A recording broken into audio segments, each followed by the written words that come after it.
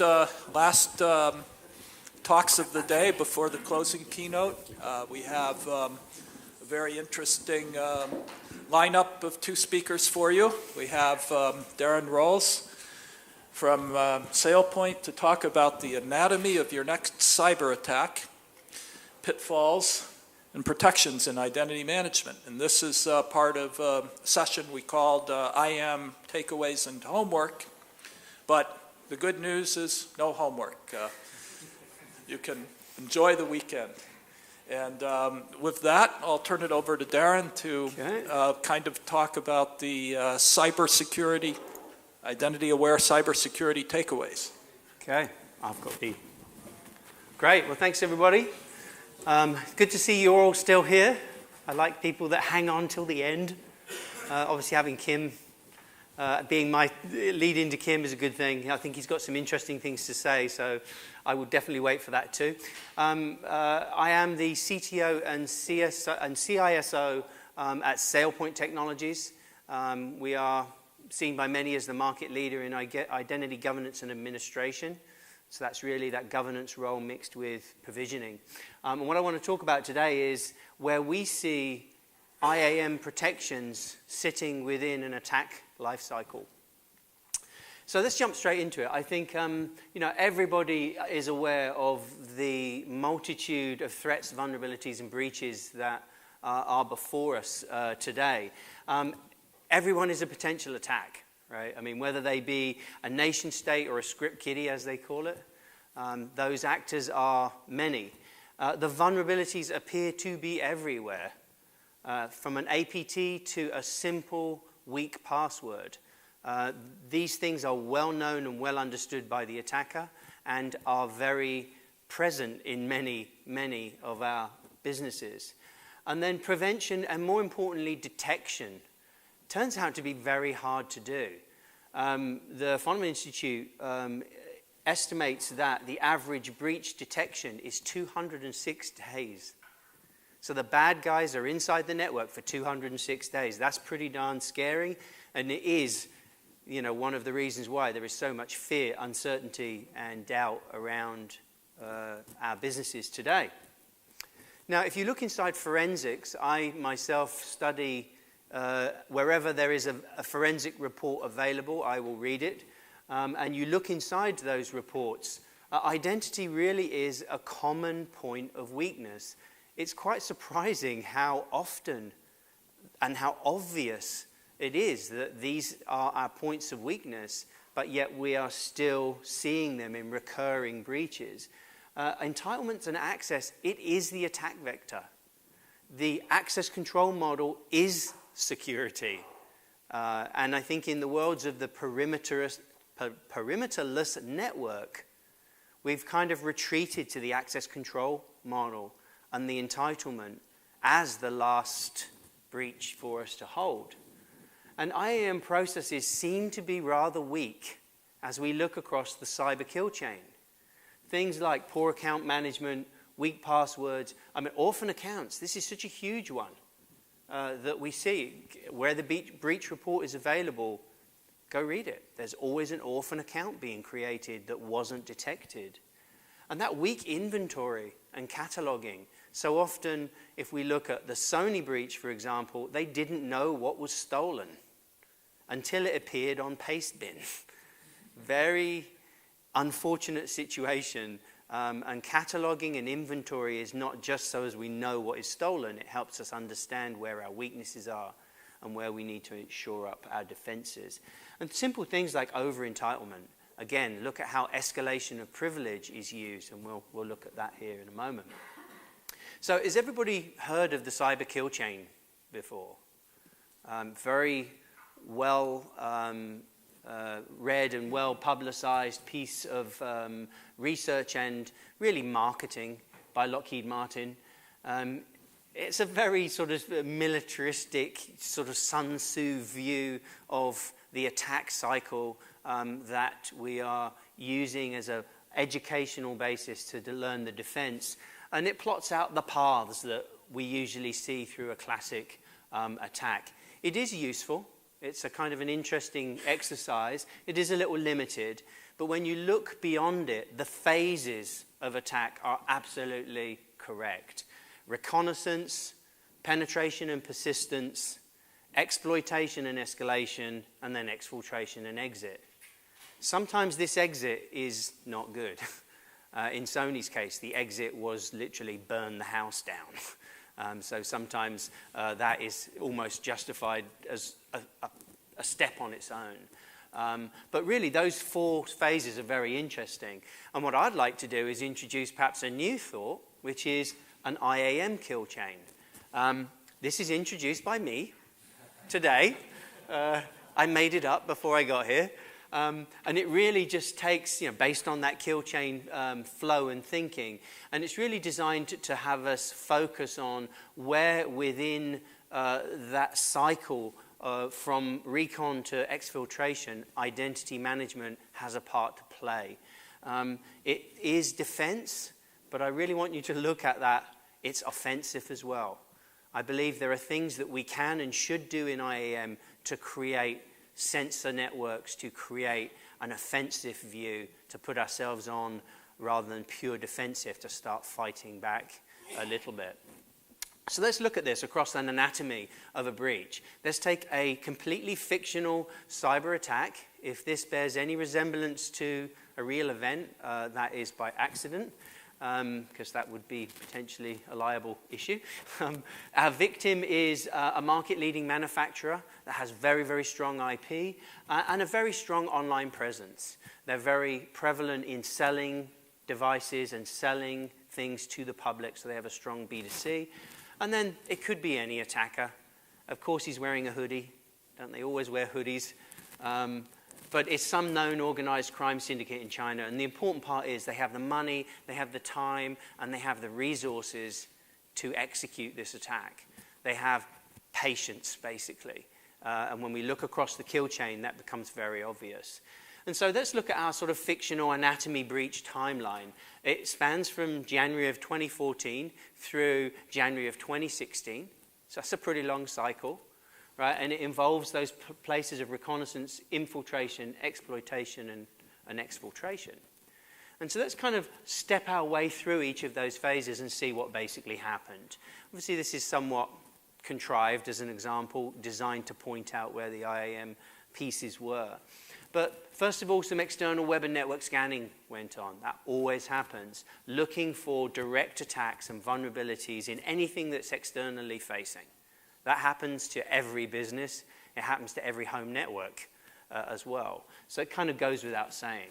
A lot of research went on for the executives, the employees, the contractors, and the suppliers. So if we look at Target, the door was opened by an HVAC supplier. Right? So it's always important that the attack surface is not just us, it's our business partners and people that have access to our systems outside of our business. And some blanket phishing. I mean, who gets phishing attacks fairly regularly? I mean, everybody, I think. If you're not, you're either invisible on the internet or you've got some secret that you need to share with the rest of us. But, trying to do some targeted reconnaissance on the business to find out what the surface is. So reconnaissance happened, was successful. A good picture was drawn of the people and the resources.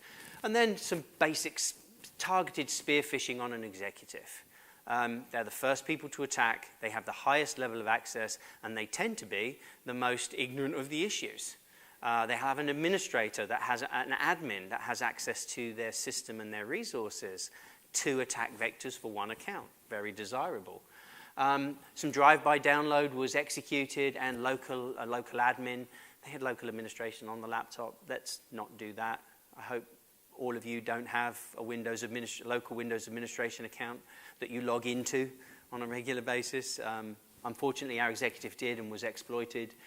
From that, they were able to do lateral movement across several Windows servers in the test environment that had default accounts and passwords. Just go and inventory that. It's shocking how often misconfiguration of basic default accounts is at fault. And then some extensive inventory and scanning was done.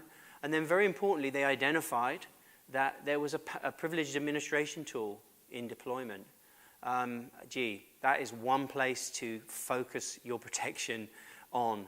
We've put the keys to the kingdom for our administration into those accounts, and so it's important we get them out. Exfiltration, brute force password attack on the AD domain and some of the local apps and some of the SaaS services. If you track those metrics, and Kim may talk about this, if you look at attacks across SaaS applications, they're coordinated often. Very interesting point. They scraped the company SharePoint portal. They had read-only access to world from the network. Right? So, what's on your company portal? Everything I need to know about your company. It's amazing how many people do that. And then app and DB access to the main line of business application was put in place. So they were able to get access to the database and the app server. They were able to escalate some Active Directory groups. And they were able to create a domain account. And then during the exfiltration, they downloaded passwords and hashes for all the internal systems. They pulled customer and sales data from Salesforce. Like I say, some of this may be very resemblant of a real-world activity that's happened for an unfortunate company. And then basically they pulled everything from the file shares, including financials, clients, employee data, and then burned the house down. Right? It's kind of, what happens.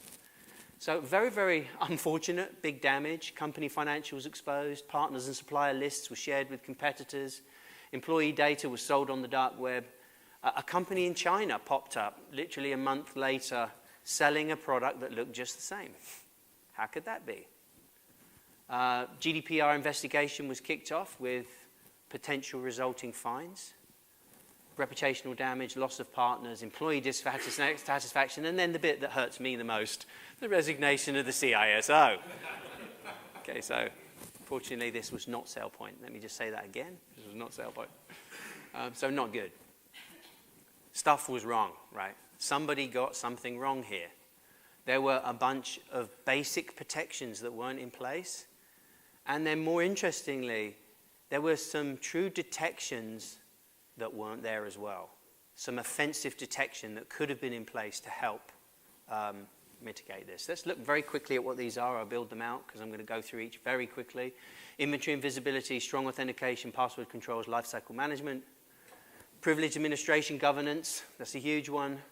Request controls, data access governance, and integrated IAM aware security. I'm going to very quickly go back over this. These slides will be available. Looking at the time, I want to make sure we've got plenty of time for Q&A afterwards. But let's just walk through what they got wrong. Unfortunately, there wasn't a lot that could be done here. In the true reconnaissance phase, you're lucky if you can really detect anything or prevent anything. You can encourage your employees to use strong passwords on what appear to be benign social media sites. That's something that we enforce. By using products like ours, you can actually make sure that when someone uses a LinkedIn account, that password is long and strong. So that's about it, all I can see.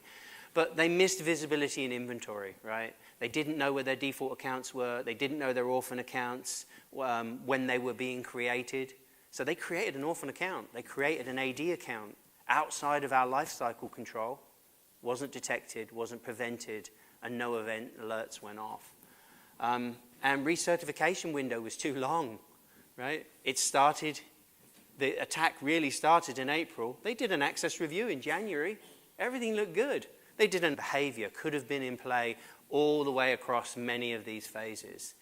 They had very weak password controls. So evidently some of the passwords were easy to hack, easy to attack. Strong password policies, lifecycle enforcement, and things like change detection. This is such easy technology now. We can send an alert whenever a password changes in a native system.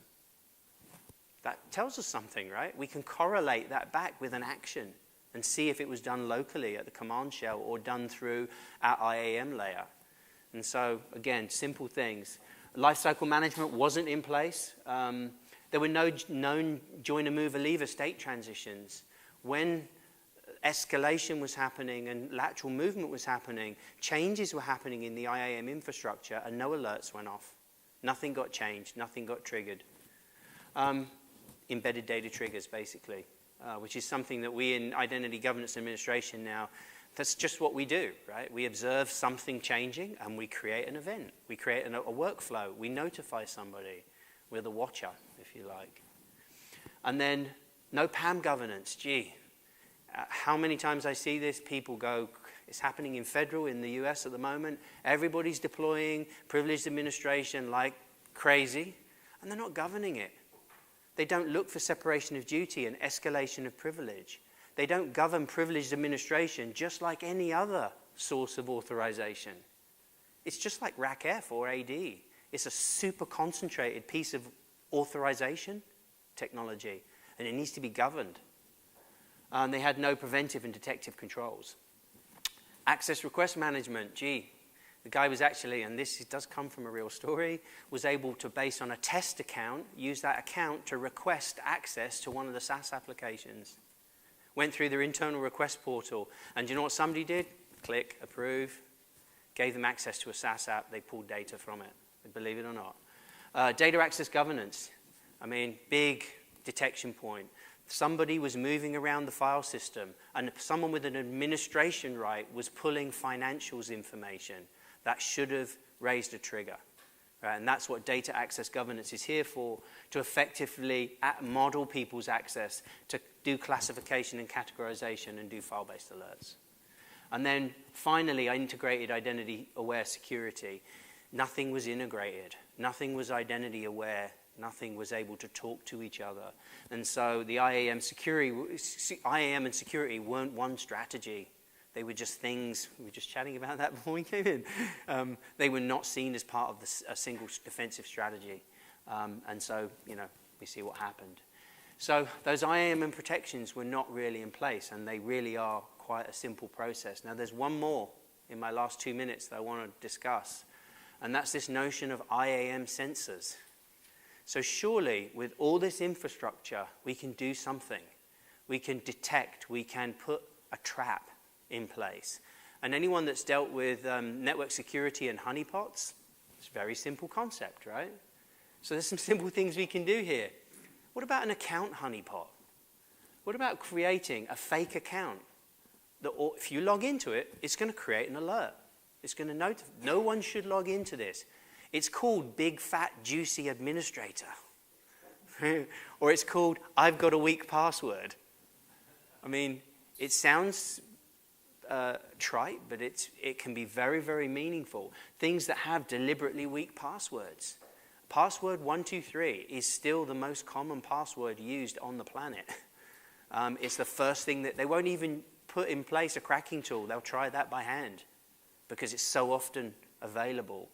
And we can spread these across the infrastructure and create a sensor network out of basic accounts.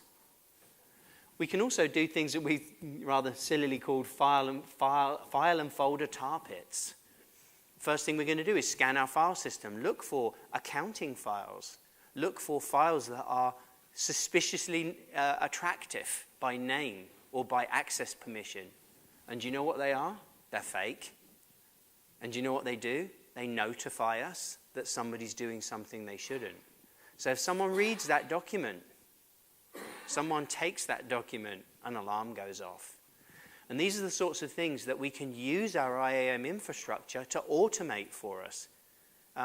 It's very easy to do, to create, as I say, an automated provisioning policy that would help govern this. So the key takeaways I would leave you with are, it's really business as usual, but thinking about those IAM often compliance controls as an integral part of prevention and detection, and put those together into a single infrastructure and help identity enable the security system at large, and so as that we stand a chance of preventing that attack. And that's it. Any questions? Thank you, Darran. Or do we do questions at the end? We'll do a few now. Yeah. I want to make sure that Kim gets up here on time, because I want to listen to what he has to say. Questions? All pretty obvious, right? Well, I had one, Darran, while we're waiting, and that was you used the term offense, and were you referring to the deception, the honeypot and the tar pit? Exactly. Okay, so I would call that deception. Yeah, I think this is actually part of a broader presentation that is, the theme of which is, you know, be an internal hacker, and that's why that term was used. But, Okay. But these are the sorts of things that that we need. It's kind of a different way of thinking about IAM, right? I mean, does anybody do anything like this today? The sensor network element of it? I think you're going to see products delivering this. Products like ours pre-package it as a configuration. You can just press a button and it will push out a bunch of fake accounts for you. I think it's going to be a much more prevalent, just a bit, yeah, sure, of course I do that. It's sort of going to be made easy by the infrastructure. Oh, all right. Right on. Thank you, Darran. Thank you.